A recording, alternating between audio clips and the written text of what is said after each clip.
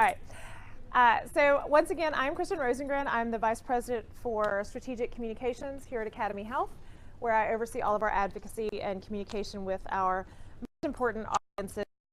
So that's public relations and membership as well. I'm joined today by my colleague, Emily Holubowich, who is an SVP at CRD Associates. CRD is the Washington representative for AcademyHealth. Emily was an AcademyHealth staff person for a while, was also at GAO. She is an expert on the federal budget process and my partner in crime for this and many other activities. This session is supposed to be fun. It's the last session. You guys have been sitting down for 3 days. You've heard a lot of really intense information. Emily and I like to talk to each other. We like to talk to you. If you have a question, raise it going. You don't have to wait till the Q&A period or at the end. Emily and I are going to try to be very nonpartisan, but sometimes our own personal, not organizational, proclivities jump to the top. Don't hold it against us. And we're going to talk about how you communicate the things you're passionate about to policymakers in particular. So that's going to be really the focus of this whole session today. We're not going to do a lot of talk about media training. How many people have been media trained professionally? Right, not bad. We're going to do a little bit more about messaging and a little bit about strategy, so you can get a sense of how the flow of the conversation is going to go. So let's get started. All right, so successful communications is strategic. Anyone can talk. Some of us are particularly good at it. You're talking with an objective. That's what we're talking about with strategic communications. You're trying to achieve something. So it's helpful to step back and think about what it is you're trying to accomplish, right? Who do you need to work with to make the impact you want to achieve? You heard from Stu this morning about all of the work that he did around CHIP, and you also heard who he talked to for information and about the role of local personal stories with his members versus when they need data, right? So thinking about who you need to create an impact and what they need to know. Thinking about what they think now, we're going to talk a little bit about framing and context today. And when you're going to engage with someone, and more importantly, sometimes why they care or don't, as the case may be.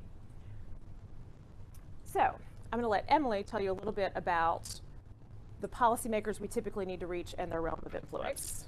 Thanks, Kristin. Thanks for having me here.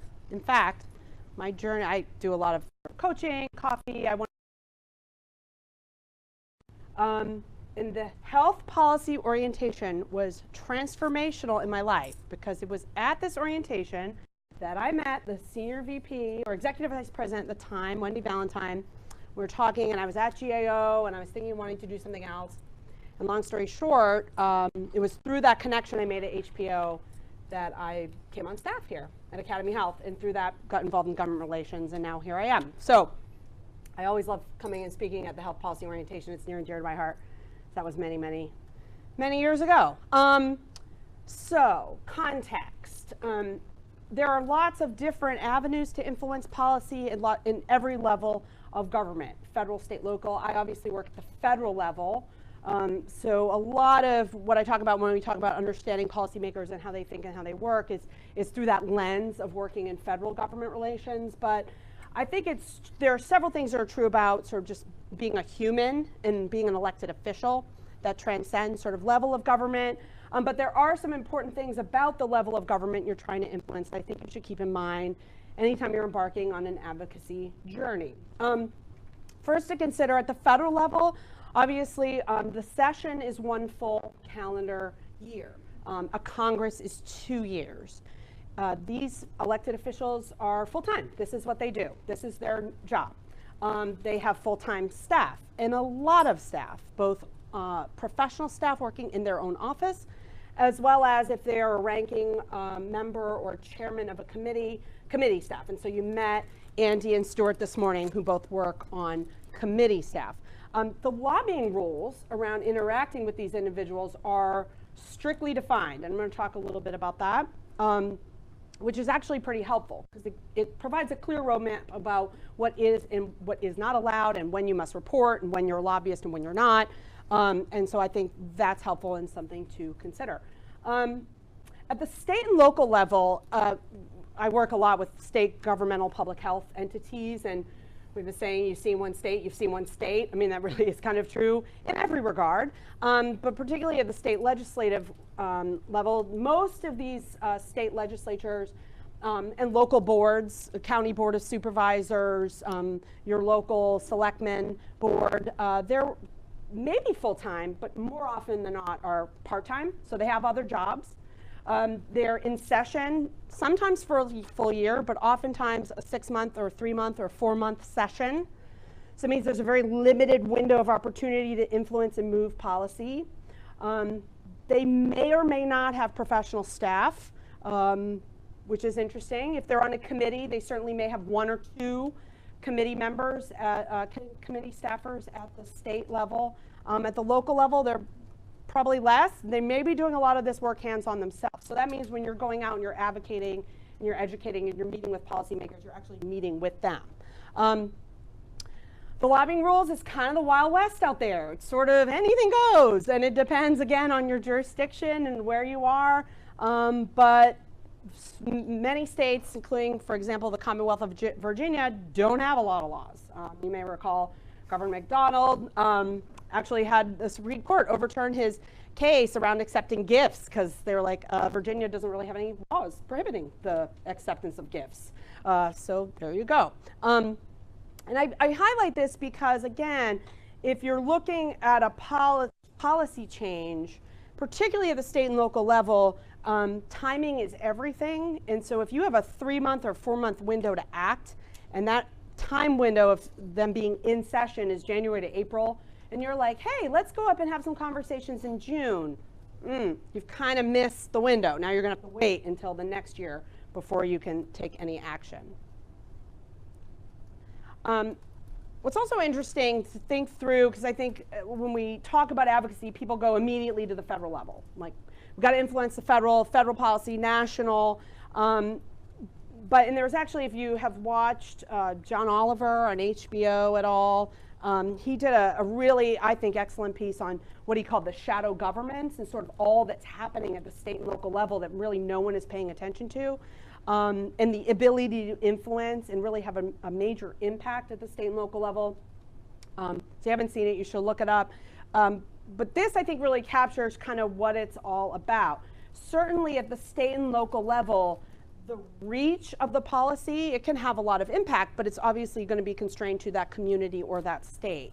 That said, the lawmakers at the state and local level are very accessible. They're your neighbors, you go to church with them, your kids play on the same soccer team.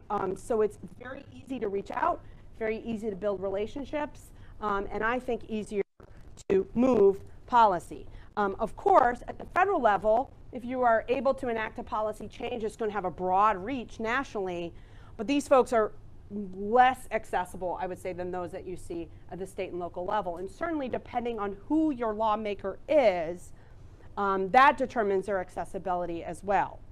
If it so happens that your member of Congress is Speaker Paul Ryan, he's very influential, but you're going to have a hard time getting into face-to-face time with him because he's Speaker Paul Ryan. If it's a freshman, new member of Congress, they're probably going to be more willing to take meetings with you. You're probably going to see them in the community a little bit more. And they have no power? And they have no power. They may. Today's freshman is tomorrow's speaker. Remember, right. Paul Ryan was a staffer, so you never know. I like to highlight this. I do this in a lot of presentations, and we go in the weeds on this. Like for half an hour, I get a lot of questions about this. Advocacy is not lobbying. The words are often used interchangeably, but they are very different. I say advocacy is really any action or activity, including strategic communications, social media, op-eds, etc., that has a goal of influencing policy. It's talking about a policy problem and seeking ways to address it and seeking change to address it. Education kind of falls in that continuum of advocacy, sort of strategic education, if you will. I want to tell my lawmaker about what's happening in my community, or I want to tell my lawmaker about this really interesting research study that I just published because it has implications for policies that they're considering. All of those activities fall under that advocacy umbrella. Did you have something? No. No. Okay. I'm just watching. Oh, good. You're very good. Thank you. Lobbying has strict legal IRS definitions, both in the tax code as well as what's called the HOLOGA, Honest Leadership and Open Government Act, which was passed right after, remember Jack Abramoff, the black trench coat and the black hat? No, maybe. Well, anyway, so it's sort of bridge to nowhere, blah, blah, blah, all that stuff is sort of where HOLOGA came about. And really under the law, lobbying is asking policymakers to act on specific legislation. And that is key, specific legislation. Really, everything up until the point that there's a bill number, that's not lobbying. Now, in the spirit of the law, is it lobbying? Yeah, but legally, no. The other hook here is asking others to do the same. So if I'm AcademyHealth and I send out a notice to our members saying, call your congressman, ask them to vote no on HR 123, that is technically lobbying. Lobbying does not make you a lobbyist. So if you are coming to Washington as part of a group, Everytown, the NRA, whatever, to come to Capitol Hill and talk about your priorities, you may be lobbying, but that does not make you a lobbyist because you are volunteering, you are not being paid. I am a lobbyist because I am paid to do this. And even then, I do a lot of work that, even though I'm a registered lobbyist, may not actually be lobbying. Yes? So does lobbying only refer to a written proposed piece of legislation, like HR 123? Yes. Or does lobbying also include, like, I want you to write HR 123? Yeah. Technically not, I want you to write HR 123. Yeah. So that's the trigger. There's a lot of myths too. Nonprofits can't lobby. True. Pharma, the trade association that represents pharmaceutical companies, technically a nonprofit. AcademyHealth, a nonprofit. Universities, you may not know this, every single one of them has a lobbyist. And they're here in Washington lobbying for the university. Oh, I get a federal grant. I'm not allowed to lobby. Not true. Now, you can't use the money from your federal grant to fly to Washington to lobby, but you can certainly lobby as an act of a citizen. It's one of the First Amendment rights guaranteed under the Constitution, the 5 inalienable rights. Speech, religion, others. I'm quizzing you now. Assembly, press, and Arms. Second Amendment. Right to petition your government for redress of grievances. So you have an inalienable First Amendment right to advocate, lobby, educate, talk to policymakers. I know some of you are federal employees. There's actually a Supreme Court ruling on this. You do not forgo that right by virtue of who you work for. So while you have a guaranteed right to lobby, you do not have a guaranteed right to be employed by your employer. Right. Just because you can. In other words, just because you can doesn't mean you should. So, if you happen to work at the CDC and you get an email from the American Public Health Association saying, call your congressman and tell them to vote no on HR 123, you can do that, but maybe not from your government phone and not from your government computer. Maybe take your personal cell phone on your lunch break out into the garage and call from there. Right? So does that make sense? And do not identify yourself as an employee of the CDC. And maybe don't do that. Right. You identify yourself as a constituent, right? Like the other thing is, I mean, just as an example, I oversee advocacy at AcademyHealth, not a lobbyist, because I don't spend enough of my time getting paid to do that, and I actually don't go to the Hill with Emily. I do the strategic part on the background, and then Emily and Lisa go to the Hill. And even Lisa Simpson, our CEO, who does lobby with me and goes to Capitol Hill, there's a threshold around how much your time can be spent on lobbying. It's up to 20% of your time before you have to register as a lobbyist. So we work really hard to ensure that Lisa spends only a certain amount of time up on Capitol Hill lobbying. Yes? So there's a group called the Op-Ed Project that's trying to get more women to write op-eds. I did that, yeah. Yeah, and it's a really terrific program. But then of course they said, oh, you're a federal employee. And so I've heard from my UCLA side that they just say, well, you publish the op-ed as the professor of the UCLA School of Public Health. Even though in reality you're also federal employee, you just don't put that. Correct. But in theory, the VA could still say, Yeah, you had some special knowledge in there and they could still smack it, right? Yes. That's right. And when your job is on the line, I do believe it is always better to ask permission than to beg forgiveness. And so I think that goes for wherever you work. Universities, we represent several universities in my firm, and we have people coming to the Hill all the time. They're faculty, students, et cetera, for different causes, for different professional associations. I can tell you the GR folks within your university get really irritated if they know you went to the Hill and they didn't know what was happening. I mean, it's just sort of a kind of a control issue. So I think it's always a good idea, regardless of where you work, before you engage, to say, hey, I'm thinking about doing this, and not, is that okay? How can I do this in such a way that it is going to work for both of us? Because if you ask, can I do this, they'll probably say no, and they're wrong. And there's kind of, we're going to talk about all the different ways to engage, but basically where there's a will, there's a way. And there is something for everyone to do to participate in the policy and political process. And some of you are going to be more comfortable with certain things than others, but don't accept you can't as a reason not to engage. It's more, I don't want to, that's not comfortable for me, that feels a little strange, but you can do this. Yes, Hans. And in addition to government employees, I come across a lot of people who work for 501c3s who are very concerned about having their 501c3 status stripped away. I always tell them about there's the H election where you can actually apply to the IRS to have very clear guidelines based on your organization's income on how much you can spend on lobbying. And so it's funny, so David was with me this morning. I run an organization that's actually looking at changing our status from a 501c4 to a 501c3. So we had an attorney with us this morning. This is very top of mind for me. It's really squishy. I mean, so nonprofits do lobby. They do it all the time. And again, there are restrictions on what money can be used. So again, if you're getting a federal grant to do a conference, don't use that money to lobby.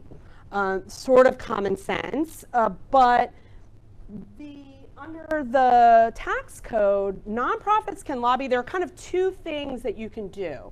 There's something called the squishy, no substantial part of your budget can be used for lobbying test, and it's not defined. Most attorneys will tell you stay around 5%, and that's just up to the IRS to enforce. So unless you're being audited, kind of winging it. Most nonprofits, and what AcademyHealth does, is file a 501h election, which allows up to 20% of your budget to go toward lobbying, which you don't spend. And you know, there's more paperwork, and you have to really account for your time to demonstrate you're staying under that 20% threshold. But a lot of nonprofits feel like that's a more comfortable place than, hey, I'm just going to kind of wing it, and maybe the IRS will catch me, or maybe they won't. So that's a good point. Yes, nonprofits can and do lobby, and that is allowed under the tax code. Okay? Yeah. Okay, so as we're starting to engage with policymakers and talk with them in strategic ways, I thought this was helpful to share just so you know where they're getting their information. So this is based on a survey that the George Washington University did, I think in collaboration with the Congressional Management Foundation. And they surveyed 3,000 congressional staff and members, really kind of tell us where you get your information. And some of this probably won't be surprising. 90%, I'm Googling it. Hey, I need to know more about tariffs. Google. CRS, the Congressional Research Service, I think you met with folks from there. So they're one of the congressional support agencies. They're sort of like the research arm of Congress. So I have a question about tariffs. CRS, give me a report on everything you know about tariffs. They talk to other staffers a lot, which is very interesting. So I know when I bring people to Capitol Hill and they think they're going to meet with the congressman, and then they get bumped down to the staffer and they're like, womp womp, like they're really disappointed. I say staffers are actually more important to meet with for this reason. Not only are they the gatekeepers of information for their boss, and they tend to actually know more than their bosses, they're talking to each other. So meetings with staffers are very important.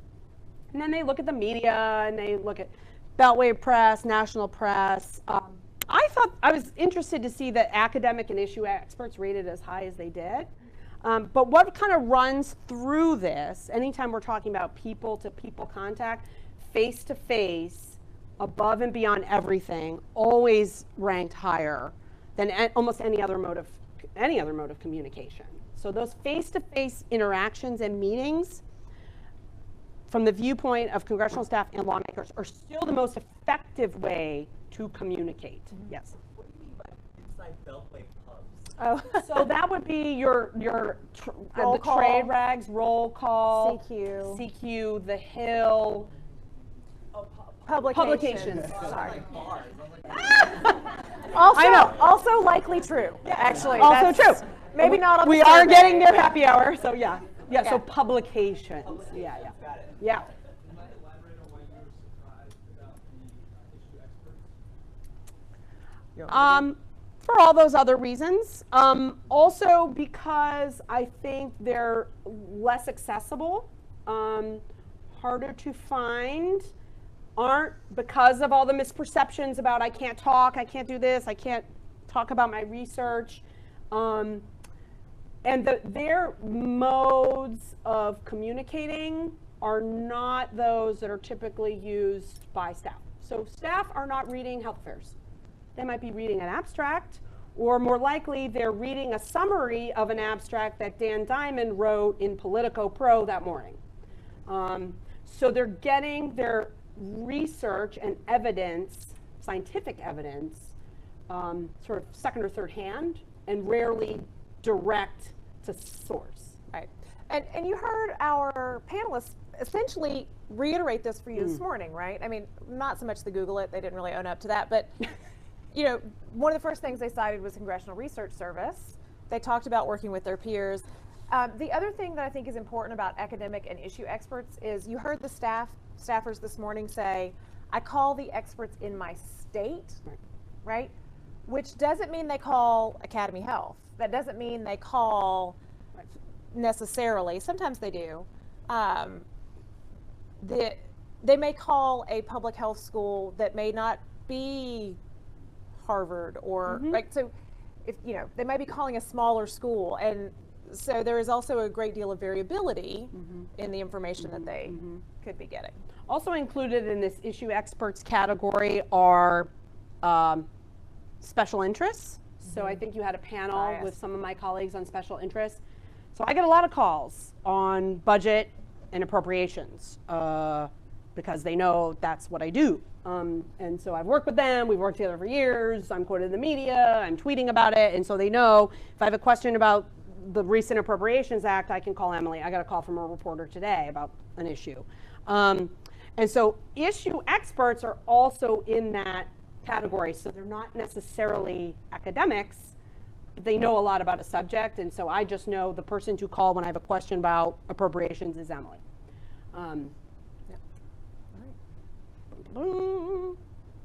Okay, now I kind of alluded to this already. There are different ways to engage, and I love this because we've kind of adapted this and expanded on it, because this is actually from Lester Milbrath in 1965, sort of characterizing the ways in which Americans engage in the political process, sort of working our way, we got a lot of pyramids, working our way up the pyramid with the spectator is sort of the baseline entry level, what we do every day to engage in the political process. Some of us are going to be doing this, hopefully, or have already done it in a couple of weeks. Do you know what that is? Voting. So just by virtue of voting, you are a spectator in the political process. And we've sort of expanded that definition to include things that are maybe a little more safe. So it's posting something, hopefully not fake news, on social media. It's having a conversation with your friends and family about a policy or what's happening in the political environment. It's putting a yard sign in your lawn. It's wearing a campaign button. These are things that are fairly easy to do in sort of entry-level ground floor into the political process. The transitional is, again, I think this is where we're getting a little more skin in the game, where you're putting your name out there. So this is writing a letter to your member of Congress, participating in one of those town halls, calling them, emailing them, doing some meetings, writing an op-ed or a letter to the editor. Again, in that transitional realm, moving up to the gladiatorial level, where this is like we're all in. This is I'm taking my personal time or my money and I'm putting that behind a candidate. Or maybe I'm running for Congress or an elected office myself. Is anyone running for anything? Curious. No, not yet. Not yet. That's the tippy top of the pyramid. That's the tippity top. And so again, as you think about ways in which, if you want to engage in policy and politics, there's a lot here. And Kristin's going to dig into, again, some of the specific tactics and sort of where they fit in this pyramid. Yes. So most of these are going to be in that spectator area, but what we wanted to give you some examples of are the ways that you might engage, that you can find a way to engage that you're comfortable with, right? Because Emily talked about the fact some people don't want to go do meetings on the Hill. I get it, right? Like the building was designed to be intimidating for a reason, and it works, right? So let's talk about what you can do. So yes, you can have a meeting, right? And if you're having a meeting, there are different ways to communicate. Meetings can be 5 minutes, or they can be 30 minutes. Or you might have a very long meeting with a fellow advocate, someone like Emily who can carry your message for you. It's helpful to understand what you're going to get out of the meeting, how long you're going to be there. Emily will tell you when we do our training for Hill visits, you should expect that the person you're going to meet with is going to change, the place that you're going to meet is going to change. You may have an appointment for 15 minutes and you may get 3 in the hallway, right? So you need to be prepared to be a little bit flexible. Letters and op-eds. So when I first started my career in public relations 25 years ago, I know I look good, don't I? So yeah, really. All of my clients, I worked for a big PR firm, all my clients wanted to be on Oprah, right? Like that was like the thing, right? Op-eds are the new Oprah. Everybody wants to write an op-ed. Op-eds are not easy to place. They place 2 or 3 at a time. They're very difficult. It helps to have a title. It helps to know someone. It helps to be a bit provocative, right? So when you think about those things, op-eds are difficult, but a letter to the editor is much easier. And a letter to the editor is much easier to write. It can be in response to an op-ed. It can be in response to news. You can write a letter to your member of Congress. You can do that as part of an advocacy activity where you copy and paste from an advocacy organization, or you can write your own. Your own is likely to be more effective. You can make a phone call. Know that they are counting those calls and keeping track of them in big databases. So often the amount of time that you're on the phone with the staffer isn't as important, especially when there's a big push, as that they just put you in the yes or the no column. You can do a peer-reviewed publication. As Emily said, they're not likely to be reading health affairs. But there are people who are. The Congressional Research Service is absolutely reading health affairs. So that is still an important place for you to be putting things. It's good for your careers, those of you who are in academia. But gray literature, don't start out. Gray literature can be incredibly persuasive and very helpful. So there's an opportunity to do that. Gray literature, for those of you who are not familiar, is basically not peer-reviewed publications, right? So an article in a magazine, in a trade publication, something for the AcademyHealth blog, if you're a member. We love that. Those are considered gray literature. That just means not peer-reviewed and not indexed. It won't be indexed. So those are a couple things, but you can usually look up things like word count and format. You can see samples of the type of work that's been presented. Social media, I think most people are familiar with social media. When we first started doing this presentation, I think Emily and I had to do a lot of work to convince people that social media was safe, that it was okay, you could do it. I think now most people are involved in some form of social media. It can be really helpful to listen if you want to get a sense of an issue, but you again need to know the norms, right? There are social constructs behaviors for different types of social media. Something that's appropriate on Twitter might not be appropriate on Instagram, so it's important to spend some time there and learn the medium. Most of you are familiar with public speaking. It's a great way to target a large number of people. Remember to talk to your audience, not at them. Think about having a couple of key points that you can come back to. You're going to see us do that later. Know your format and your setup. It's okay to go early, to test it out. And then, of course, interviews. And when we talk about interviews, we are specifically talking about media interviews. And I always remind folks that a media interview is a transactional engagement. A reporter needs something from you. They need information or perspective or context.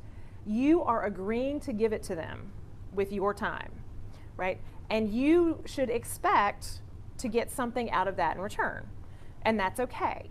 Now, the thing you might expect to get out of it is a relationship, right? So Emily said she does a lot of phone calls to reporters to educate them on the budget. That's great. It's good for Emily's career. It's good for her visibility. And it helps people understand the budget process so that when they're writing about it, they write about it correctly, which if you care about the budget process, you want it to be right? The same is true if you're on background with a reporter explaining to them the ins and outs of Medicaid expansion.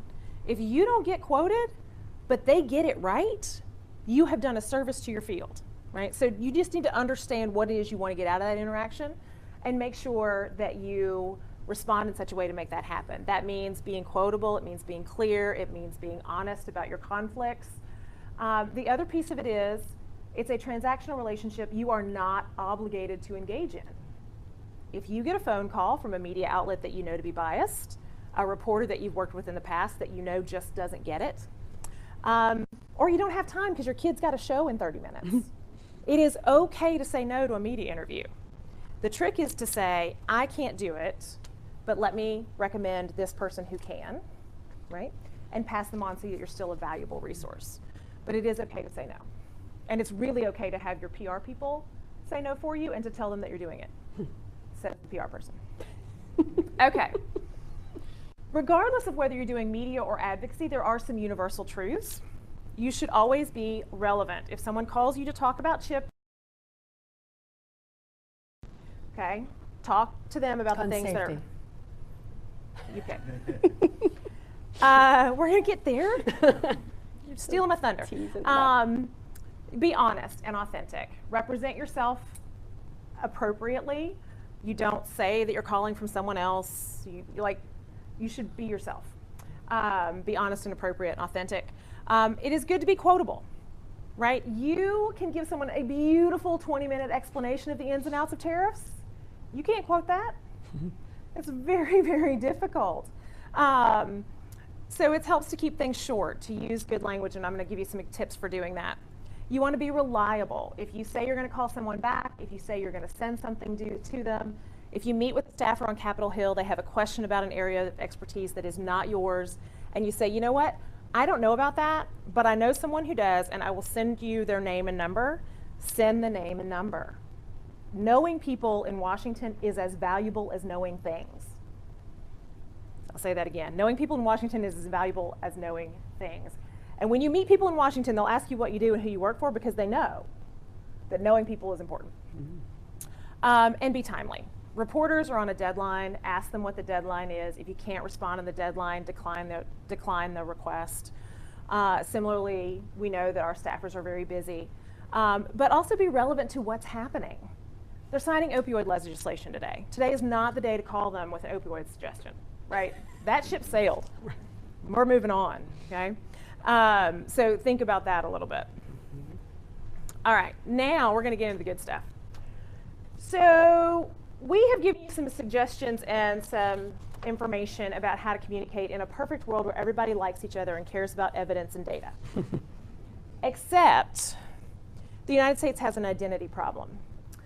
This is data from the Pew the Pew Research Center.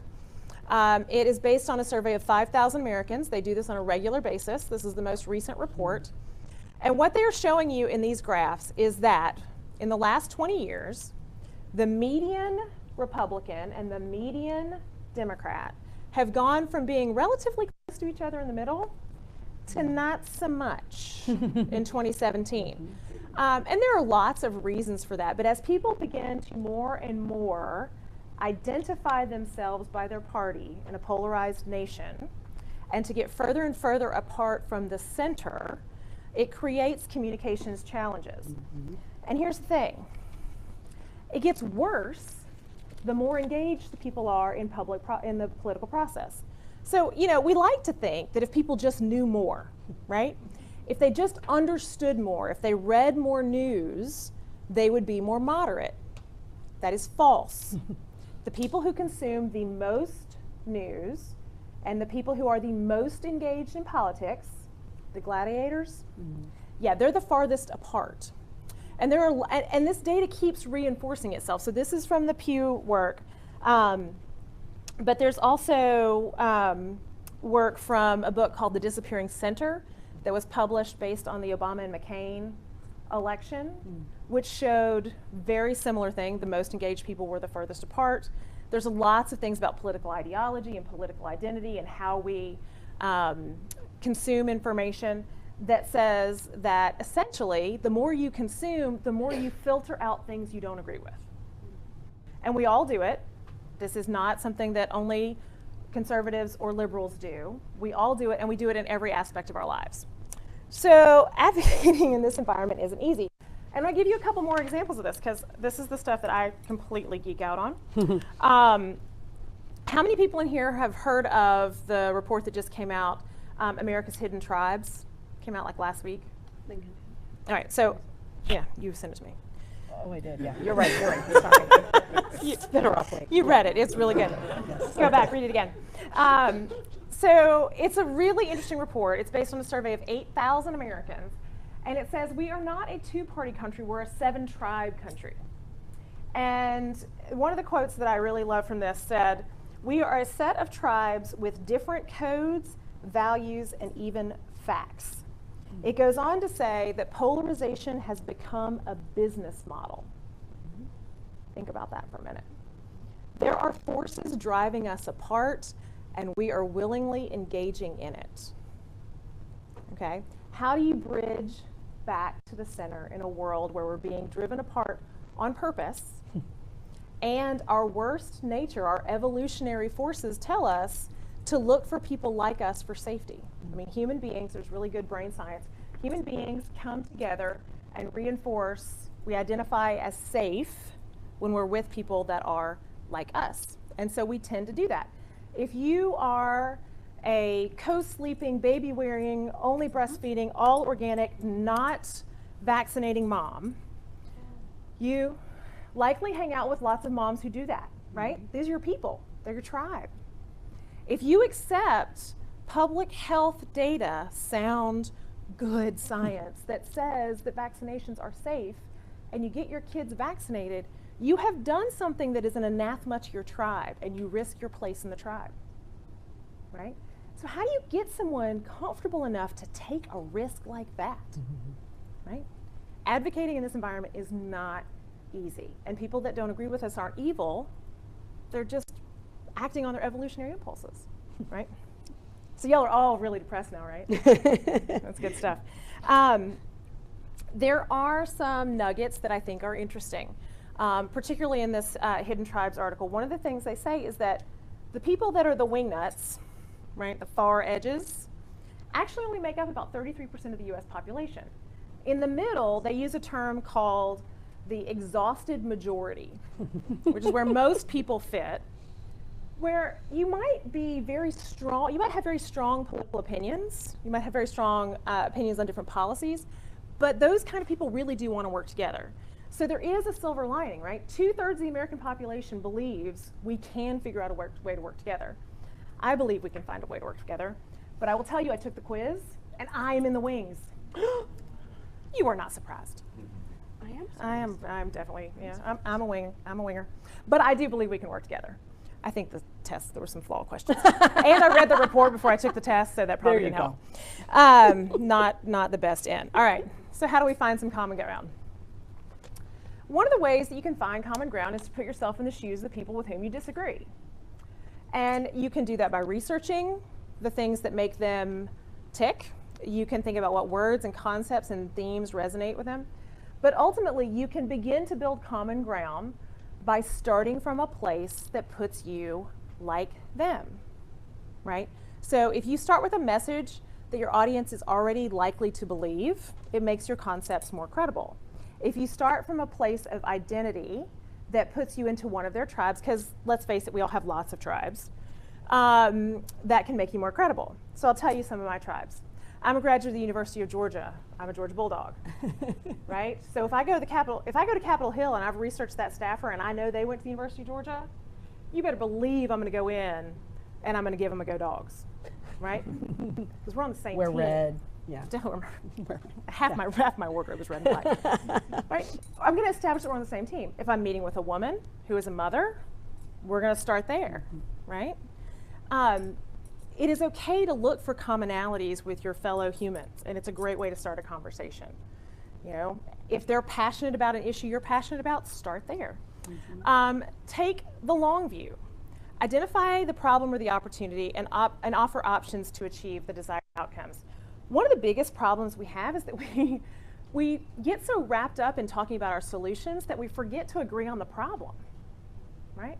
If you can get someone to agree with you on what the problem is, then you change the conversation to say, how might we together solve this problem?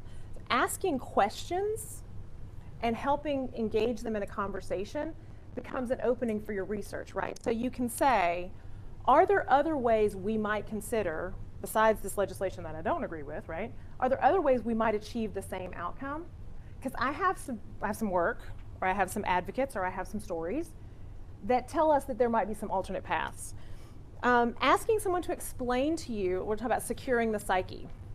The other thing is no one likes to feel stupid, right? You are all experts. Most of the people that you're going to meet with are not. They don't want to feel talked down to, they don't want to feel stupid, and they certainly don't want to feel evil, right? Because how many times have you seen a piece of policy and you're like, these people must be sick, right? That is not a good way to start a conversation. One way to secure someone's psyche is to ask them to explain to you why they think a solution is valuable.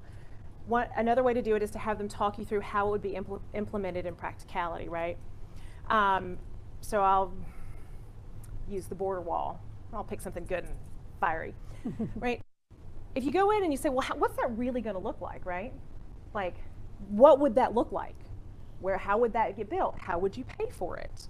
Well, what happens if this happens? What happens if that happens? You can lead someone down a path, and in doing so, they sometimes will self-identify what they don't know. Now, they're not going to say to you, oh man, I didn't think that through, right? But if you stop the conversation and you come back later, there's an opening because you've planted the seed. They've determined they're not an expert. You haven't told them they're not an expert. And they'll be more open to what they're hearing. A couple of resources that are not in our slides, so I'll talk slow, and examples of this if you also geek out on it like I do. So The Hidden Tribes was just released last week. Quick read, it's really interesting. And it's by an organization called More in Common. So it's moreincommon.org. The National Journal, about probably 2 years ago, published an article called How Politics Breaks Our Brains. And it's based on the research of J. Van Bavel, B-A-V-E-L, at NYU. Fascinating read. They put people in MRI machines and showed them pictures of babies and dolls and told them to determine which one was human. It was crazy. Anything by Brendan Nyan at Dartmouth. He does a lot of work on vaccines and climate science, and is associated with like why more evidence hasn't changed people's minds. And then I love the Hidden Brain podcast. Who doesn't, right? It's terrific. Okay. Question. Yes, sir. Sorry, going back to the previous slide, I mean, call me cynical, but cynical. Given the fact that, like, you know, with your couple of slides back, that there's such a profound ideological difference between the left and the right, I think finding common ground is now becoming a pie in the sky. I mean, like, ultimately, I think that's the sad reality that we're facing ourselves in. I mean, this sounds great on a slide, but in reality, like, I don't think that Mexicans are rapists. I don't grab women by a certain part. I hope not. Yeah, but you see my point? I absolutely see your point. I just cannot put myself in that person's shoes. I'm sorry. Right. But back it up, right? Okay. And I know it's hard. It's so hard. By the way, you're probably in the wings with me. Like quiz. Just throw that out there. Just throw that out there. So the reason I say that is actually in the report. They say that the folks in the wings tend to believe that the middle is harder to achieve, that there is no common ground. But I'll take it back a step, okay? Remember, only 30% of the American population is in the wings. Everybody else is in that sort of center. Now, again, I am not a researcher, so you guys might want to dig into the data, but that's what it says. People don't necessarily, one of the things that they point out is, they didn't ask people like, do you think that everyone south of the border is rapist? Right. What they said is, do you feel more or less safe at home? Right. It's about figuring out what agreeing what the problem is, right? Because if the problem with immigration is safety, then you can have a conversation about safety separate, right? So it's what we're going to encourage you to do is to think about how to come at something from the side instead of head on. Because it's incredibly hard. And it can be hard to think the best about someone with whom you disagree at the bottom of your soul. Trust me, I live in Richmond. But it's critically important that we not forget that these people are human beings. And if we give up on their redeemability, right, we've lost. You can't communicate with someone you don't value. So you have to give them the benefit of the doubt to say, this person is trying to solve a problem. I don't agree with the solution, but they're operating from a different place than me. So someone that's worried about immigration might be worried about the economy, whether or not that's a founded thing. They might be worried about safety. They might be worried about feeling like the other because they've never had to feel that way before, right? Thinking about where they're coming from and remembering their humanity, even if they don't necessarily recognize yours, is hard but valuable. So that's my lecture for today. I am sort of an optimist. All right. The words we choose matter. And the words we choose matter for a number of reasons. People come to a conversation with a frame. They come with context, right? So you heard pubs when we were using the shorthand. I'm totally going to call you out now. Yes. Yep. You heard pubs, right? Because you're not a communications person, so you don't use that shorthand for it, right? So we used a word in our slide that wasn't helpful. That word matters. This list is based on a book by Frank Luntz by the same title, Words Matter. It's somewhat dated now. It's probably, what, 5 years, 6 years old? Oh my God, 10? 10 maybe. Yeah. He's a Republican strategist who does a lot of public opinion research and was saying that, you know, the words you use help frame for someone the position that you have. And people will assume a position based on the words that you use. So when I said gun control earlier, you heard Emily jump on me, right? Gun safety. Again, you can probably tell which side I fall on. So these words really matter, and you can see it happening, even though this is a decade old, you can see it happening in today's news. Certain news outlets are talking about a migrant caravan, right? Certain news outlets are talking about an army of migrants marching toward the border, right? Those are very different messages. The words we use matter. I say this to tell you, take a minute and think before you interact with people. You do not have to use negative language. In fact, I discourage it. When I started working, not even when I started working, but as we were moving through the Affordable Care Act fight. First time. Yeah. As the person who oversees all of AcademyHealth's media and communications, I put out an edict. No one writing for AcademyHealth was allowed to use the words Obamacare. Why? That is a negative language associated with the bill that was designed to send a very specific message. We are a nonpartisan organization, and I required that everyone use the official term, the official title of the bill, because we are not sending a message about the validity or not of that legislation. But when you go to meet with someone and they drop one of these words, you can pretty much guess where they're coming from. So it's helpful to think about what words you're going to use and think about the frame that people are coming from. So I'm going to let you guys. And so I would add, because I do this all the time, sort of goes back to rule number 1 of communications, knowing your audience.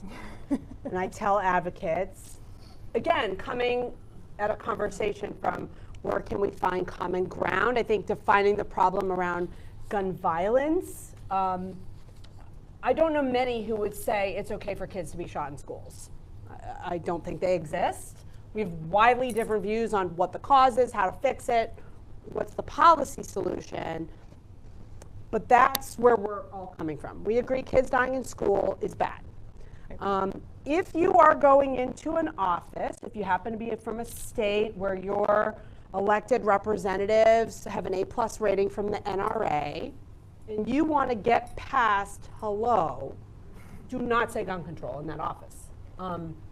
Let's talk about gun safety. Let's talk about gun violence. But the minute you say gun control, you have revealed where you're coming from, and they don't want to hear from you. And so being mindful of where's the common ground, where are they coming from, what biases do I bring to the table? And I know we've had some conversations, we get pushback sometimes, well, that's not being genuine. Okay, maybe that's not. I call that being smart. What's the ultimate goal? Do you want to be right or do you want to be effective? And to be effective, you have to think about the words that you choose. And I feel like since we've been doing this, there's been a lot more attention on this. I think it's really interesting. I think the AP in their style guide just put out, we are no longer going to call immigrants aliens. Yeah. Which was an important statement because that word has meaning. And there have been other examples recently of organizations and style guides taking a position where we're not using these words anymore. So this is a thing, and I urge you to kind of think about it anytime you're interacting with a policymaker or anyone, really. And think about it when you're naming things, right? So the other example I was going to share with you is that under the Obama administration, the 1332 waivers were called state innovation waivers. Anybody see what they're calling them as of this week? The new language from CMS for the waivers is state relief and empowerment waivers. Branding matters. Branding matters. Politicians are great at this. Politicians on both sides are great at this. The Democrats could be better at it, frankly. They're not quite as good. No, they're terrible.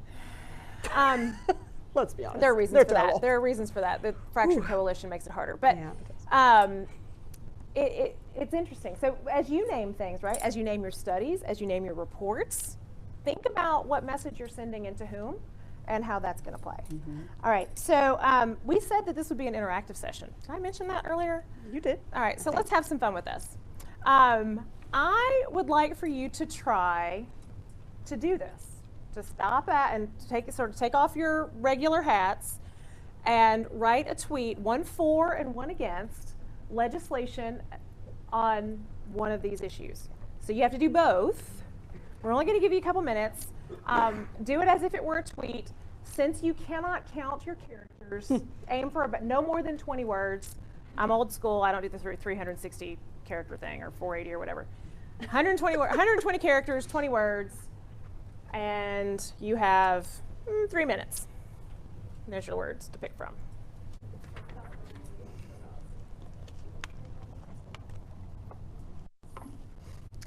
Time's up. Pencils down.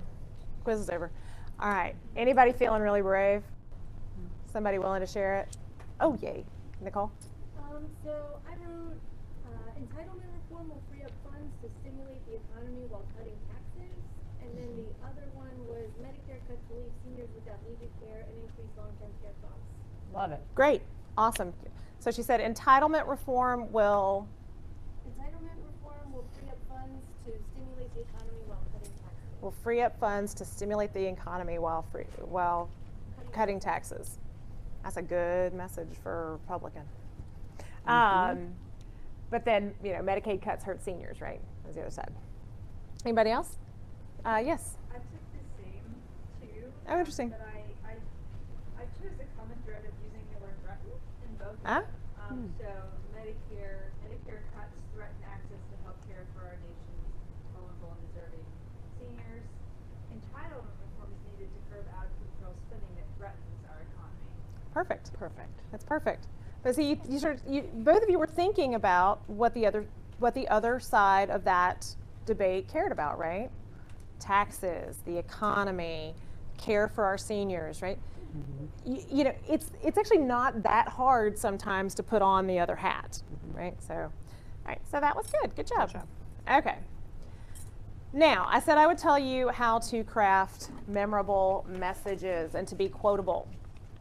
So we're going to use this motif from the book Made to Stick by Chip and Dan Heath. How many folks have read that book? Anyone? Anyone? All right, yay. Good job, Angela. It's about this big. So good. It is a super easy read. It's really interesting. And it is predicated on the idea that there are some things that stick in our brains and last forever, and some things that don't. And those things that stick tend to have similar criteria. And the criteria they outlined was success. So in this case, I'm going to go through them. Success is intentionally spelled wrong. They knew that. A message that is memorable does not have to have all 7 aspects. It may have one, it may have multiple, but I want to give you some examples of what they are. And again, I really recommend the book to you. It's quite good. So the first is that it be simple and clear. In the military, there is an idea of commander's intent. Anyone serve? Thank you. The idea of commander's intent is that often a general won't say, I want you to go over the river, through the woods, around the left. They'll say, take the hill, right? Very simple, very clear. You, commanders, go figure out how to do that, right? But take the hill. It's a very simple, clear message. Keep it simple, stupid. You've heard that before, right? It's the taxes, stupid, right? Like, very simple message it tends to be more memorable. Things that are unexpected tend to be more memorable. So, what if I told you that America, with all of its wealth, has the highest maternal mortality rate, or one of the higher maternal mortality rates in the world, right? Most of you know that is true. Most people in the outside world don't. That's highly unexpected. What if I told you that a regular serving of movie popcorn has as many calories in it as all the food that you will eat all day, right? It's unexpected because it's not what your brain thinks, right, based on the size. Things that are concrete stick. Concrete can mean images. It can also mean how you deal with numbers. If I tell you that something is 400 yards long, can you picture that in your head? No, right? If it's 4 football fields, that's more concrete. It gives me a visual to tack something. That's particularly important when we're dealing with our statistics, right? This is not the right math, so bear with me. But if I say, 50 million kids are going to get X, it's too big a number to feel like it's tackleable. But if I tell you that 1 in 3 kids in our school, in our elementary school that our children go to, that is much more tactile. It's much more concrete. Messages that are credible. So I said that people tend to identify with tribes that are like them, right? Credibility comes from lots of things. Your degrees and your training and your science can make you credible in certain circles. So can who you know and who you were referred by, and whether or not the message that you're sharing is believable. So you have to be careful sometimes with the histrionics. If it is not believable at face value, if it doesn't pass the sniff test, it may not be taken as credible. Things that are emotional. We have all heard those scary meme stories that are shocking. Things can be funny. Things can be gross, right? Stories that are emotional, things that are suspenseful, when you're waiting to hear what happens next, those elicit an emotional reaction. They tend to be more memorable. And lastly, stories. There's a reason people love memes, right? Memes are just stories. They're just visual stories. People like to have a good girl and a bad girl, right? They like to have a villain and a hero. The degree to which you can help put the person with whom you're communicating in the role of hero when telling a story can really help a message stick. So you say, for example, the opioid epidemic is the villain, right? The opioid epidemic is costing us millions of productive lives. and it's vicious. And you, Senator, you can be the hero here. You can stop that villain, right? Giving people those things. Stories of constituents, stories of people that you've worked with. If you're in a clinic and you can share safely and confidentially examples of the types of people you deal with, those stories really are powerful. Another way, oh, yes. I think it can be hard in many cases to balance the unexpected with the credible. It can be. It can be. And so sometimes it's helpful to start from a place of understanding. So the maternal mortality, for example, you can start by saying, like, we all know America is like the greatest country in the world. We have the greatest medical technology. We have the best trained physicians, right? And yet we are failing our mothers. Let me explain that to you, right? So you can give them that juxtaposition to establish, hey, we're both patriots, right? We both love this country. We both think America's awesome, except she could do better, right? So you can, there's ways to do that juxtaposition. If I can just add, and on the stories, there's a reason why at a bill signing in the White House, you have the people behind them and you share their stories. Or as the president is unveiling and proposing a new initiative during the State of the Union, you point to the person in the gallery who's watching and say, this is going to help solve their problems, and people like that. Ultimately, lawmakers, journalists, the public, we're people, and we want to understand and relate to people. And that's why I think sometimes for scientists, and particularly as I work with scientists, they don't believe me that stories are more impactful on Capitol Hill or among lawmakers, because sort of, it's the lowest standard of evidence as an anecdote if you're doing science, but it's actually, I think, on Capitol Hill the highest standard of evidence, and Kristin will get into that in our pyramid. I will get into that a little bit in the pyramid. And I mean, it is absolutely true, right? There are good examples of policymakers on Capitol Hill being presented with a policy solution for a particular problem, right? And saying, yeah, but my cousin had that disease and that didn't help, right? The N of one is dangerous and powerful, and it's important to keep that in mind. Yep. All right, so how many PhDs do we have in the room? Yeah, good, excellent. You spent your careers learning how to write in a very certain way, and I'm going to stand up here and tell you that when you go to Capitol Hill or any other policy-making environment, you need to flip it. On Capitol Hill, no one cares about your methods, and if they do, they're super wonky, and they won't have time for that. They will get there eventually. What they care about is your conclusion and your impact. So as I mentioned earlier, if you have a 15-minute meeting with a policymaker that turns into a 5-minute meeting in the hall, you want to lead with the conclusion and the impact, right? Get to the point fast. Then if you have the time and they're interested, you can delve into how you got there. And then if they're interested and they need more credibility, they need more understanding, you can dig into the data. But when we communicate with policymakers, when we communicate actually with most non-scientific audiences, we start with, this is a problem and you can solve it doing X, right? And let me tell you why I know that to be true, right? Here's how we figured that out. We did a study and we watched this many people for this long and we asked them these questions, and lo and behold, after we ran our methods, that's what we found. Okay, so that is how you invert an abstract. It can be very helpful with your writing, particularly if you're writing for a non-academic journal, if you're writing a blog, again, for Academy Health, if you're a member. Start with the conclusion and impact, start with the why I care, and go from there. So I passed out, actually Julianne passed out, we ran out for you, a two-sided page. I want you to start with this one, right?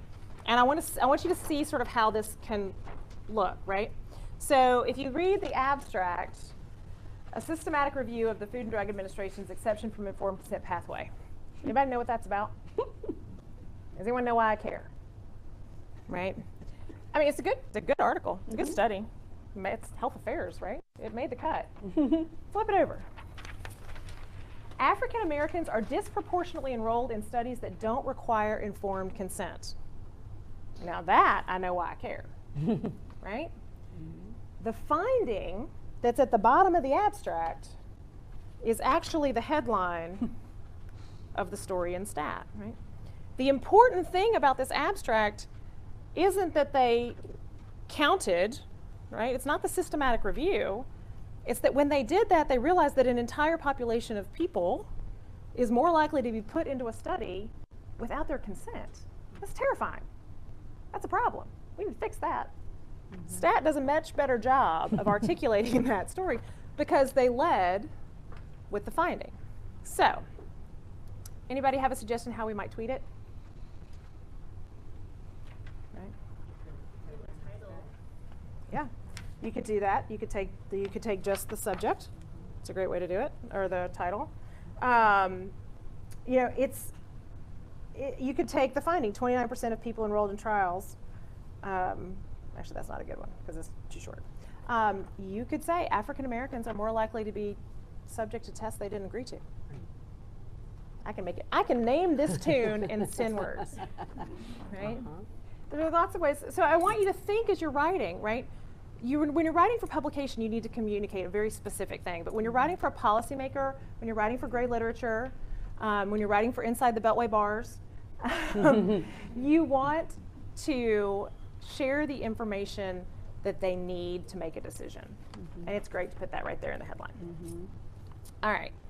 I would also argue, depending on, again, your audience, think about the audience for Stat News. I don't know if any of you received their publication, I'm going to say publication, in your email box. They tend to be pretty wonky.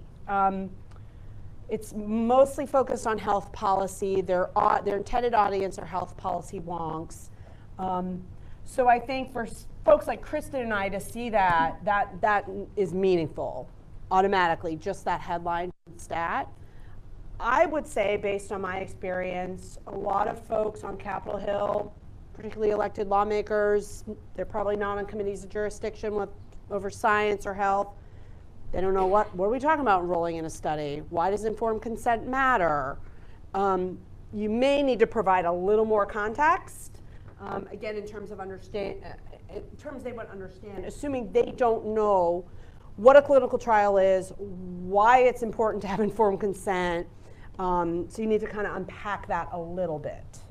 If that were USA Today, let's say.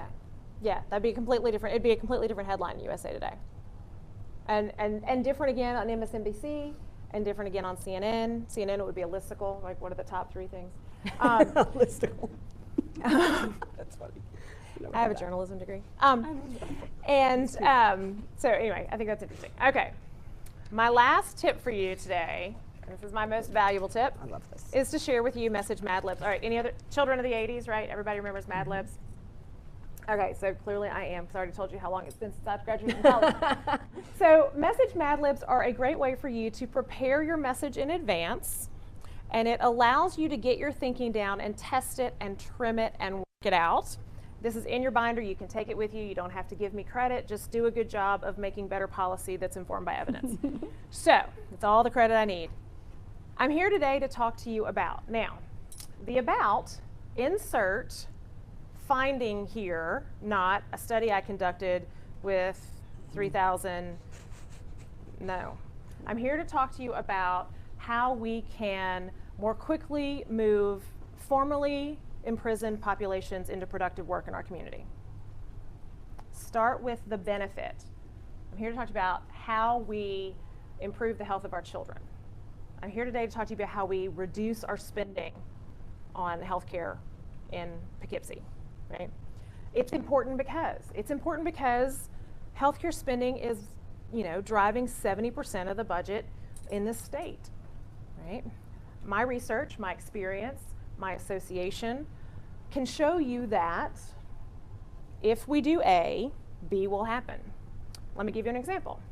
I worked with a hospital in our community. We implemented this intervention or this project. Intervention's a big word. Here's what happened, right? That's where your methods go, if they've got time for that. Now, the very final line is where we get to play the advocacy game. That's why I'm asking you to. Now, if you are concerned about advocacy, then you probably don't want to say vote yes on bill, HR 7, right? But what you can say is, that's why I'd like for you to come and do a tour of our facility and see how cool these kids are, right? That's why I'm asking you to consider language in the bill that you're drafting that protects this investment, right? That's not advocacy, right? It's advocacy, it's not lobbying. Sorry. See, even I do it. Little a advocacy. Little a. Little a. So, or if you are an advocate and if you are lobbying, that's why I'm asking you to vote no on this bill, right? So that's what I was going to do. So this is yours to take and to use, and I hope you find everything that we have put together for you today helpful in informing your message Mad Libs going forward. So we talked about knowing what we wanted to do. We want to influence policy. We talked about who the audience is and their level of power and who can affect change. We talked about how you get through to them, what words matter. We talked about different places to engage with them. And we talked about the ask and how to make your message memorable, which was what was on my first, and I did not put it again at the bottom. So that was a public speaking fail on my part. That is the end of the formal part, and now we would love to answer questions. Yes, Nicole. This might be in the weeds, but is asking the legislator to co-sponsor a bill, would that get into the lobbying or the advocacy? That would be, if the bill is introduced, lobbying. Because again, the trick is there a bill number or not? And again, those are the rules around federal lobbying. U.S. code.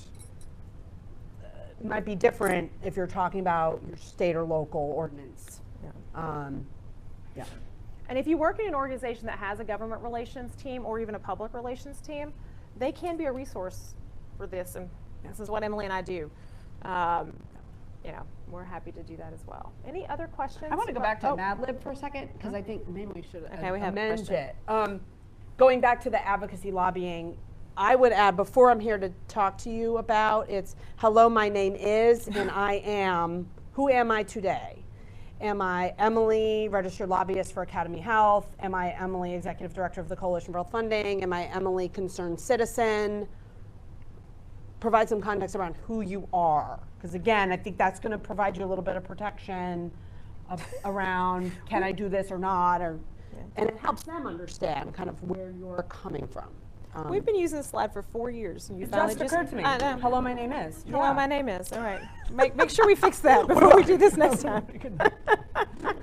All right, that's really, really smart. Lauren, and then we'll come back for Smither. Thank you. This was really helpful.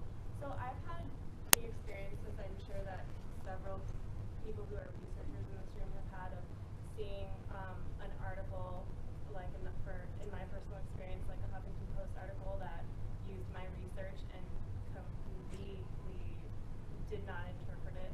I mean, the way that they interpreted it sounded a lot sexier and a lot catchier than what we actually found in our studies. So I recognize that there's a need to strike a balance, and I think especially with this, in my discipline, we're often unable to say my research shows that X causes Y. Right. We can't establish causality. Yeah. Do you have any advice, opinions of how we can strike a balance between not compromising the science but still getting a valuable message across? Yeah. Yes, and I think there are a couple of answers. One is when you're doing the communicating, and one is when people are communicating it for you. So I can say, as a card-carrying public relations person who has written her fair share of press releases where a scientist has said, no, that is not, you can't say that. You have to be able to work with the people that are representing you, and Emily and I often admonish folks that, like, the last thing anyone on Capitol Hill wants to hear is more evidence is needed. I know that that's a safer place, or it's a safer place to say, I can't say with certainty that will happen, right? But you need to be credible, and part of that credibility comes from standing behind your science. And so a lot of times what we'll tell folks is, if you can't say X causes Y, you can say, my research indicates that if we do A, Y is more likely, right? Now, one of my favorite words to pick on is significance. We talk about framing. Significance means something to you that is very different than what it means to most of the American population, right? Significance is a statistical term to you, and it requires, in the real world, outside this room, not that your world's not real, but out there, significance means it's important, right? So I think you'd be very careful with your language, and I think it's okay to go back and correct a reporter that gets it wrong. To say, hey, listen, you know, our study was really groundbreaking, and we learned a lot from it, but it was on, you know, 100 people, so we can't say with certainty that it's going to change cancer care forever, right? Mm-hmm. What we can say is this opens up an entirely new pathway for study. Mm-hmm. And that's important in and of itself, right? Mm-hmm. It's okay to go back with a correction if they get it wrong. It's okay to correct your PR people, but it's also okay to be confident in your finding. Mm-hmm. You don't have to give every limitation every time you talk to somebody. And I would say kind of to the extent you can, so if you're in an institution, you want to get involved early in sort of creating the narrative. So, you know, making sure if you're working on a study that you've submitted, it's been accepted at the New England Journal, okay, people pay attention to things that are in the New England Journal. So, and this is on a topic around adverse childhood experiences. And we're having, you know, we have 13,000 children who are experiencing adverse childhood experiences on the border right now in government custody. Maybe this is going to be a hot story. So, and this is going to get picked up. So going to, if you're in an institution or organization, your press office, and saying, let's work on a press release about this. Maybe you write a blog about it, if you have a blog. Work with your press office. Can we pitch this to a couple reporters? Mm-hmm. So you're being proactive, mm-hmm. and you're controlling the message and the narrative, not New England Journal puts it out, reporter picks up an abstract, they have 15 minutes to write a story, and suddenly the headline is, you're like, this has nothing to do with my study, what the heck? Yeah. And I think that's true on the Hill as well, especially if you have relationships with staff, or you know, there are members of Congress that are working on an issue and your study is directly relevant, reaching out to saying, hey, I know your boss is working on this. This study is going to be coming out in the New England Journal or just posted today. Love to talk to you about it. I would say also working with scientists on Capitol Hill. You know, remember, they want to hear from academics and issue area experts. And I feel like sometimes scientists feel very constrained in what they share because they can't prove causation, or they feel uncomfortable asking questions or answering questions that they're asked because that wasn't covered in their study. But you as an expert on a topic, you know a lot. So I would say, you know, if you're talking with someone, a reporter or a policymaker about a study, and they ask you something that's related but isn't covered in your study, don't pass on that opportunity. It's okay for you to say, you know, well, I didn't address that in my study, or my study didn't show that, but based on my experience or based on what I've read, mm-hmm. these are some of the other things, or this is what I think about it. And it's okay to have an opinion that's informed by your experience, if that makes sense. Yeah. Putting things in the context, and the other thing that I think is really important is we know that it's rare that a single study changes the way we think about a problem, right? But often it contributes to a body of knowledge. So often what we're talking about really is the body of knowledge and how what you've done adds to it. And I think that's also a safer place to be sometimes, to say, like, you know, because I'm an expert in ACEs, right, in adverse childhood events, we've already established A, B, and C. Like, the body of evidence exists that tells us X or points us in this direction. And my research backs that up. So, you know, it's not just my work, it's the work of the field. So putting things in context of the body of work, or if the work that you've done is out of sync with the body of knowledge, I think that can be newsworthy in and of itself. You also may often get phone calls from reporters to comment on other people's work. That also makes scientists in particular very uncomfortable, right? Because you didn't do that study. Maybe you haven't even read it yet because the reporter got it embargoed before it comes out in JAMA on Tuesday. Embargo list 4. So sometimes they're asking you to speak, and what you can't say is, well, you can say, I haven't seen that person's study. I don't know their methods. What I can tell you is that the body of evidence that has existed to date points us in this way. So there is a way to be helpful to a reporter or to send them other things without directly indicting your peers, because I know nobody really wants to do that most of the time. So. All right, any other questions for us? Yes. I can't read your name from back here. So I have a question. So I also have a journalism degree, and something that a professor told me, That's Yes. nice. Something he told us in class one time, I've always kind of carried through in my academic career, and that we all have biases, and the way you would handle that when you're writing your story is to present the opposite side up front, because that's going to balance out where you're coming from, to lead with what you don't agree with, so that it gives it more press because your bias is not otherwise. Is that something, given the limited short time you often have with policymakers or staffers, do you waste time trying to build credibility with like, I know the other side, or you just all your side? So there are two answers to that. One is the other thing that I know and that we see very often is that if you repeat something enough, people start to believe it as true, regardless of whether it is. And again, you can see that in the public domain every day right now. So one of the core tenets of publicity and of public relations, which is different than journalism, is you never repeat the negative language, right? So, you know, when we're media training, back in the day, used to always tell people, like, one of the greatest, like, hardest questions to answer is, like, how many times do you beat your wife, right? Or do you beat your wife? Because you can't answer the question. It's hard to answer the question without using the words, right? Like, I am not a witch. I am not a witch. Remember that? Yeah. Yeah. Death panels. Hello. There's no such thing as a death panel. But people said it so many times that you all know exactly what I was talking about, right? Even though that thing doesn't exist. So I would not encourage you to articulate the opposition's position.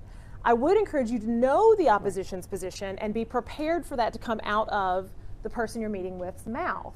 So then the response is, you know, I understand that that's the position being put forward by people who care about X. The data don't back that up. My experience doesn't back that up. What it does show, and that gets into a whole strategy of media training that we didn't get into today, but I'd be happy to bore you with later, around flags and bridges. And that response is a bridge. It bridges from a thing you don't want to talk about to a thing that you do. You know, I understand that you're concerned about the First Amendment implications of regulating gun sales near an elementary school. Like, I understand that that's your concern. What I'm here today to talk to you about is how we reduce the number of children who are at risk in our community. And this is how we do it, right? So you just move away and talk about a different thing. So that's a bridge. A flag is a verbal tick when you tell somebody to listen, except you don't say, hey, listen. You go, the most important thing about this is, the three things I want you to understand are, President Obama's favorite verbal flag was, let me be clear, right? When you heard that, you knew the meat was coming, right? Like, that's the good stuff. And everybody does that, but those are flags. Those are verbal flags that signal to a reader it's time to pay attention. In closing is a nice one as well, right? Oh, I should write this down. So those are flags and bridges. And we actually, if anyone's interested, I can have Julianne send out, I've got a sheet of like sample flags and bridges. Not brainstorming. And there's been a real evolution in advocacy around this. So I remember when I started many years ago, people would put out like the myths and facts, right? So myth, yeah, the world is flat. In fact, it's round. And now we've got pictures. Yeah, we got pictures. We don't do that anymore. And it goes to this sort of repeat. You don't repeat. In fact, there's science on this that just repeating the negative reinforces that it's a thing. So now instead of a myths and fact sheet, you would have a frequently asked questions, maybe. Or just a fact sheet. Or just a fact sheet. Just a fact sheet's good. No myths. Don't repeat the myths. Yeah. All right. Anything else? All right. We finished early for the first time ever? Oh, hang on. We got one more. Oh, okay, good. All right. This has never happened. How much contact does it take? Because I feel like the more I go to Washington, like, I meet with a different legislative aide, or I follow up with that aide and they say, great, well, let me send it to this aide. And so, you know, not being able to go to Washington frequently, how long till you're not a stranger? I know there's no, like, definite answer, but, like, from somebody who's really trying. 10 more than you've done. Yeah, it's. Like, what makes somebody stand out to become, like, to develop that relationship? Every time you answer that phone, sorry, I said I was going to let you answer and then I did. Every time you answer the phone, every time you send the email, you are building relationships. And to Emily's point earlier, like, you know, today's staffer becomes tomorrow's legislative assistant, becomes the speaker. Sometimes the value of doing it is not immediate, right? These are relationships, but Washington runs on two things: relationships and money. That's why we spent so much time talking about the budget this morning. And money buys relationships. And money so can buy relationships.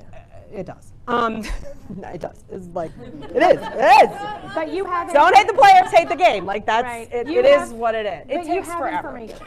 It never stops. Like if you're committed to advocacy, it never stops. You know, we do Hill Days, people fly in, they do their one visit, and we tell them like this is the beginning of a journey, not the end. And it takes years, in part because people turn over. And the good news is people it's very insular. Sort of you see the same people in different places at different times, and so you're interacting with them in different capacities. Going back to the pyramid and this sort of gladiatorial, when you're talking about building relationships with lawmakers and their staff, fundraising and contributions do matter, and it doesn't have to be a lot. You can use the Bernie Sanders model, but it's oftentimes if you come tell to them what that Washington. is. Oh, the small donations. You know, what was Bernie's average? It was like $8 and what was it? Yeah. Small, like $8.31 or something was to the get you on average the roll. contribution. But what it does do is it provides you an opportunity for FaceTime. If you do come to Washington for Hill Day very frequently, they have lists. And so if you put in a meeting request, I want to meet with you, and they see that consistently you've given $25 to that member's campaign, the difference between a face-to-face meeting with that member of Congress or with their staff. And the staff are important, but it's the face-to-face. But it's them just seeing you and recognizing you that takes time and effort and it helps. And it's not just meetings. Not all members of Congress, but I get this. My member of Congress doesn't do a town hall. That's unfortunate.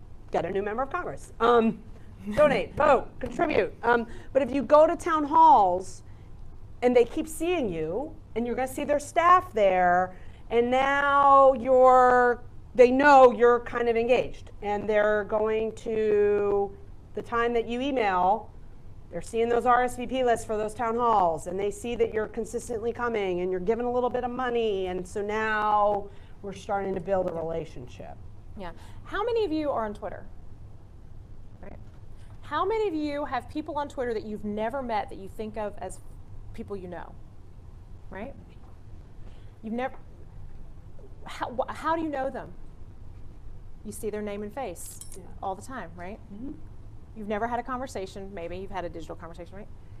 The repetition matters. Yeah. There are people with whom I feel like there are people I feel like I know, and when I finally meet them in person, I have to remember not to sound like a stalker and be like, "Oh my gosh, how's your new puppy?" Because they don't know me. I just know them from Twitter. Yeah. But the same thing is true on Capitol Hill.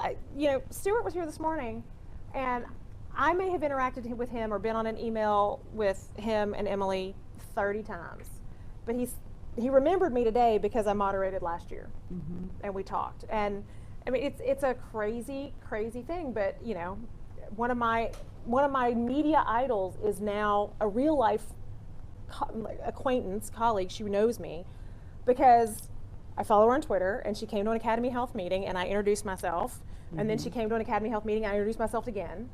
And after decades of pitching her, now she likes pictures of my dog on Twitter, right? Because now we're pals. Julie Robner, y'all. So it happens and it's true in real life as well, that you develop these relationships with people that you don't even really know. It's one of the reasons that my maiden name is still in my email signature. Because I've been in Washington, well, that's not true. I've been working in PR for 25 years. I've been married for 13. So there were 13 years worth of media contacts that weren't going to recognize Kristin Rosengren when she emailed them. So I kept my maiden name and my email address. Not my email, my thing. So, yeah. They had one thing as a former staffer, birthday cards for the member of Congress, and a thank you card for the staffer. And that will keep them in, even if they don't act like they remember you, that at least they remember that. That same visual aspect of it. Wow, that's cool. Yeah, that's awesome. All right. No Being more memorable. Yeah, be memorable. No more hands. All right, so my final activity today is to dismiss you. You will shortly have in your email boxes an evaluation sent, probably from Julianne, possibly from is it from your email personally? Okay, from Julianne, with an evaluation of the entire health policy orientation, including today's session. We really value your input. This is an annual program that we try to improve each year. So we ask you to give us your feedback, positive, constructive. If you want to talk about how awesome Emily and I were, see how I repeat the thing that I want you to remember. If you want to talk about that, if you want to talk about how this program could have better served your needs, please let us know. We will take every one of them seriously. Thank you for spending 3 days with us here in Washington. We really appreciate it. We encourage you to be a member if you're not a member of Academy Health, and safe travels home. Yay, thanks, Kristin.